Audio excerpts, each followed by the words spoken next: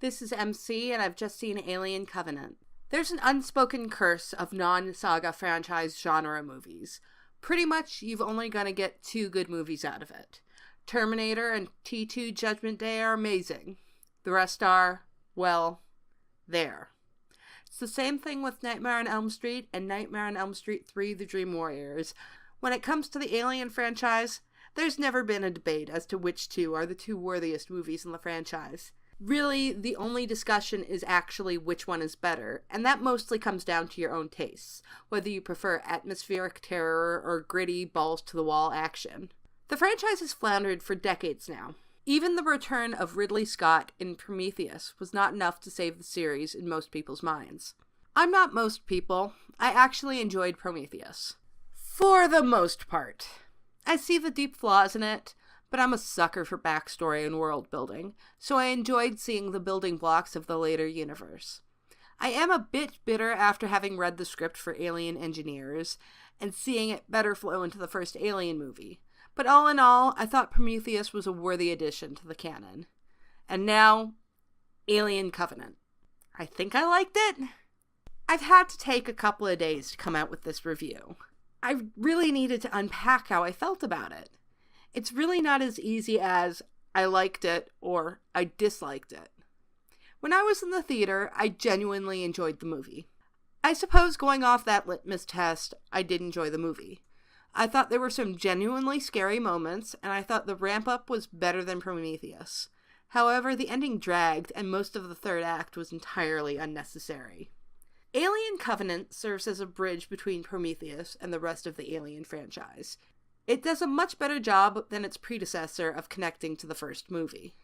I thought the first act should have been cut down a little bit, or else they should have done a better job of establishing more of the characters. Out of the main cast, I was able to retain maybe 3 of the character names, and I knew nothing about them. I did actually like the main character of Daniels. She's not Ripley, and the franchise has been trying really hard to get a character like Ripley. But Daniels works well enough. I think they allowed her to show some vulnerability with the loss of her husband, and she's still a strong female character without being a strong female character. She's a character showing strength against tremendous odds. Danny McBride did a really good job of going outside of his comfort zone, but I know absolutely nothing about his character other than he's a Southern boy because he wears a cowboy hat and is named Tennessee. I was puzzled by Billy Crudup's awesome.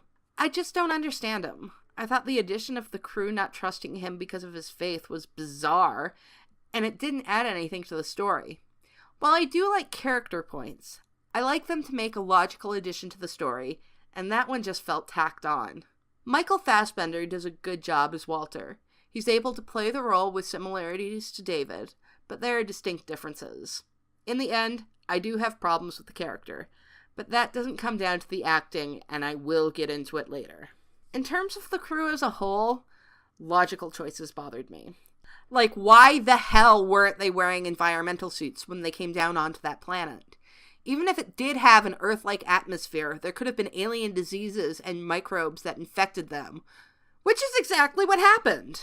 When it comes to storytelling, there are certain logical mistakes that need to happen in order for the plot to work, but you can't rely too heavily on that, or else you lose the suspension of disbelief.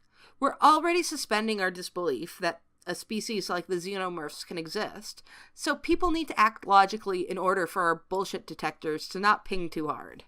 That they were on a colony ship was an interesting choice, and I think it was a good one.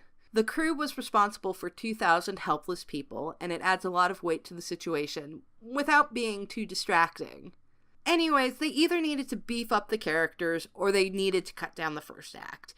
I kept on waiting for an alien to pop up. When I think the movie works is the second act. This is probably controversial.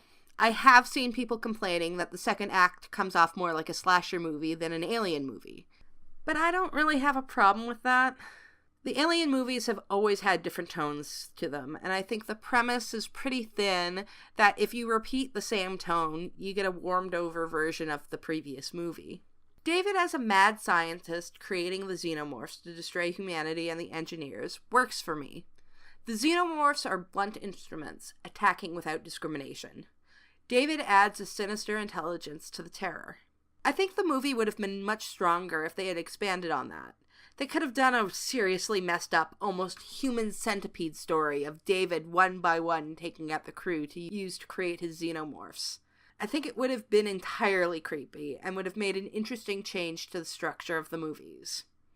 Like I said earlier, the Alien movies are pretty thin if it's just about the xenomorphs destroying a group of people. We've seen that movie before. That movie's already been done to perfection twice. It needs to be shaken up to make an interesting continuation, or in this case, an origin story. But they missed the mark. I disliked the plot with David and Walter. It's nothing that Michael Fassbender did. He actually did a really good job of setting up the differences and similarities between the characters. The problem is, I've seen this story before. Their entire plot is the episode Daedalus from Star Trek The Next Generation. As soon as you see David cutting his hair, you know how the movie's going to end. It's frickin' Daedalus with a downer ending. But the biggest sin of the movie was not breaking away from the format of the Alien movies. The third act was there because they wanted to have xenomorphs chasing after the crew. Only it was entirely unnecessary and it felt tacked on. I was dying to check my phone to see how much longer we had. There were like 3 false endings, and I was ready for it to end with each of them. If I were to have done this movie, I would have shortened the introduction and spent more time with David on the engineer's planet, and had him actually experimenting on the crew members, rather than having them infected by happenstance. I would have had him retain his original long-haired appearance, and only revealed that he had changed his look at the very end to replace Walter. Basically, just shave down the first and the third acts and expand on the second. That was the most interesting part of the movie, and it could have made an entire film on its own. The Alien movies are divisive, and this one is no exception. I do recommend people see it, because it's going to be entirely personal as to whether or not you like it. My opinion is that I enjoyed it when I watched it, but upon reflection I found some deep flaws in it. I know the reaction is going to run the gamut of worst thing ever and really liked it.